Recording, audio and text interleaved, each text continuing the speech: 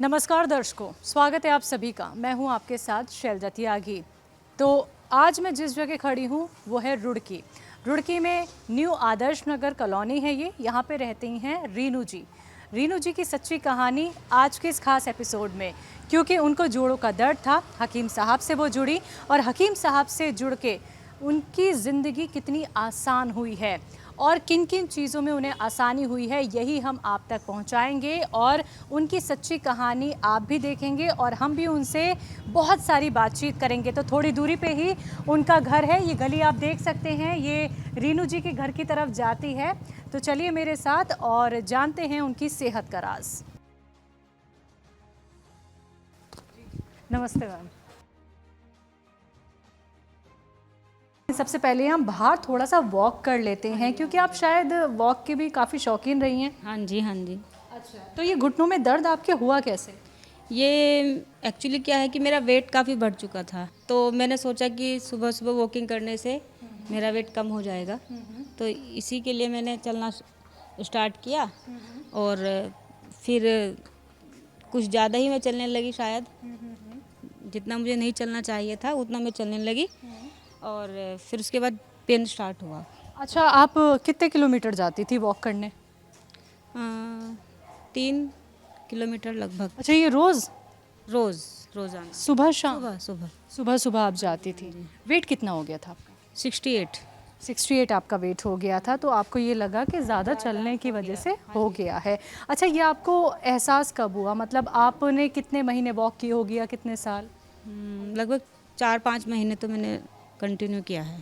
हाँ जी। अच्छा, 4-5 महीने आपने कंटिन्यू किया। तो 4-5 महीने बाद आपको दर्द का एहसास हुआ या बीच बीच में लगता था कि घुटनों में दर्द हो रहा है? नहीं, अचानक से ही ऐसे ही वॉक करते हुए ना घुटने ये ऐसे डिसबैलेंस होने लगा? हाँ डिसबैलेंस होने लगे थे। अच्छा, बस मतलब उस तरह से वॉक नहीं कर पा रही थी जैसे पहले करती जैसे थी? पहले करती थी। मतलब क्या परेशानी लगी आपको, ये बताइए। बस डिसबैलेंस होने लगे घुटने, चलने में समस्या होने लगी, दर्द होने लगा। ऐसा लगा कि अब नहीं चला जाएगा, यहीं पर बैठ जाओ, ऐसा लगा। अच्छा, कितनी तेज़ आप चलती थी ये भी बताइए। कदम आपके कितने आप लंबे लंबे रखती थी? काफ़ी तेज, बहुत तेज। कितना? लगभग ये इस तरह से थोड़ी तेज तेज, ये काफ़ी तेज। तो रेनू जी, हमें यहाँ वॉक करके दिखाइए। आप मुझे दिखाएंगी अभी और हमारे दर्शक भी देखेंगे कि आप कितनी तेज़ी से कितने किलोमीटर वॉक करती थी? लगभग 3 किलोमीटर। 3 किलोमीटर। तो अभी यहाँ से आप वहाँ तक मुझे वो रफ्तार दिखाइए जिस रफ्तार से आप वॉक करने जाती थी। जी। ओके। तो दर्शकों, रीनू जी को देखिए, इसी रफ्तार से इन्होंने 4 से 5 महीने वॉक की है और 3 किलोमीटर तक ये ऐसे ही चलती थी। लेकिन ये जो भी चल पा रही हैं ये मुमकिन हुआ है गोंदसिया से। वैसे ही आप हमें यहाँ तक भी चल के दिखा दीजिए। तो देखिए रीनू जी अब कितने अच्छे से चल रही हैं। जब आपको तकलीफ हो गई थी तो फिर कैसे आप चलती थी? क्या वॉक करना छोड़ दिया था? छोड़ दिया था मैंने, बिल्कुल ही? बिल्कुल छोड़ दिया था। या ये लगा कि देखिए वज़न कहीं ना कहीं कम हो रहा होगा तो थोड़ी कदम जो है हल्के रख लेती हूँ, तो फिर जाती थी? मुझको छोड़ना ही पड़ा क्योंकि मैं चल ही नहीं पा रही थी। बिल्कुल पैर जाम हो गए थे क्या? हाँ, घुटने मतलब इधर उधर होने लगे थे, बहुत समस्या पैदा हो गई थी घुटनों में। तो घर का काम? घर का काम नहीं कर पा रही थी सही तरीके से, बस चल रहा था। अच्छा, घर के कौन कौन से काम आपसे बिल्कुल नहीं हो पा रहे थे?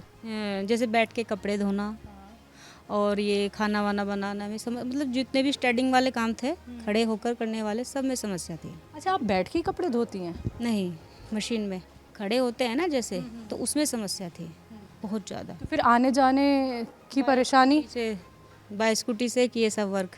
अच्छा, स्कूटी से आना जाना सारे काम करती थी। देखिए महिलाओं के पास बहुत काम होते हैं, अपने घर के ही खूब सारे काम होते हैं। कभी कभी क्या होता है कि हस्बैंड भी नहीं होते हैं, उनके भी अपने काम होते हैं। तो फिर कैसे सारी चीज़ों को मैनेज करती थी? क्या बिस्तर बिल्कुल पकड़ लिया था या धीरे धीरे उठती थी बेड से? नहीं, बिस्तर तो नहीं पकड़ा था, लेकिन ये से अपने रोज़मर्रा के काम होते हैं वो मैं बाय स्कूटी करती थी, पैदल नहीं जाती थी। तो ये जो रफ्तार अभी मैंने देखी है आपकी, जो आपने मुझे चल के दिखाई है, ये कैसे हुई? ये हकीम सुलेमान जी के आशीर्वाद से समझ लो, उनके द्वारा बनाए गए प्रोडक्ट गोंसिया जो मैंने खाया, उसी से मुझे आराम आया है। अच्छा, गोंसिया खाने से पहले कहीं और भी ट्रीटमेंट कराया? हाँ जी, हरिद्वार में, वहाँ पर लगभग मैंने 6 महीने ट्रीटमेंट कराया था और 6 महीने ट्रीटमेंट कराने के बाद मुझे कोई आराम नहीं आया। उन्होंने किस तरीके का ट्रीटमेंट आपको दिया? दवाइयाँ दी या कुछ थेरेपी वगैरह? मैंने टेस्ट वगैरह कराए, दवाइयाँ दी काफ़ी, और बहुत ज़्यादा वहाँ पे मेरा बिल भी बना। टेस्ट क्या कराए गए आप? सारे ही टेस्ट करा लेते उन्होंने टेस्ट में क्या आया? उन्होंने तो गठिया बाई बोला था। हाँ जी। फिर क्या सोचा उसके बाद कि अब क्या इलाज कराएं? उन्होंने ही क्या आपको सॉल्यूशन बताया? उन्होंने बोला कि आप यहाँ पे एडमिट हो जाइए और हम आपकी थेरेपी वगैरह करेंगे, पर मैंने मना कर दिया क्योंकि क्यों? घर में और कोई नहीं है, बस हम ही हैं, हस्बैंड वाइफ, 2 बच्चे हैं, कौन देखता वो क्या। कितने महीने इलाज कराए?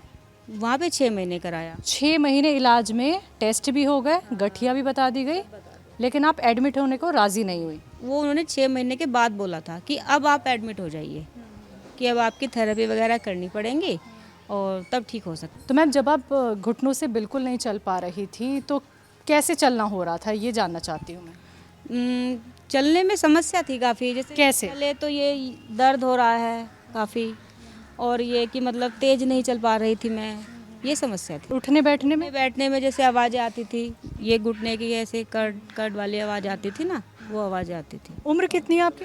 मेरी है 38। बहुत कम उम्र है आपकी, तो किसी सहारे की भी ज़रूरत पड़ने लगी फिर? सहारा तो बस मैंने तो देखो बोला ना आपसे कि मैंने सारे वर्क अपने बाय स्कूटी किए हैं, मुझे पैदल में ही समस्या थी बस। किस तरफ दर्द होता था? यहाँ पर ज़्यादा, ये ऐसे ना सुइयाँ सी चुभती थी, ऐसे यहाँ पर, ऐसे दोनों साइड, ऐसे यूँ दोनों साइड काफ़ी क्या क्या होता था?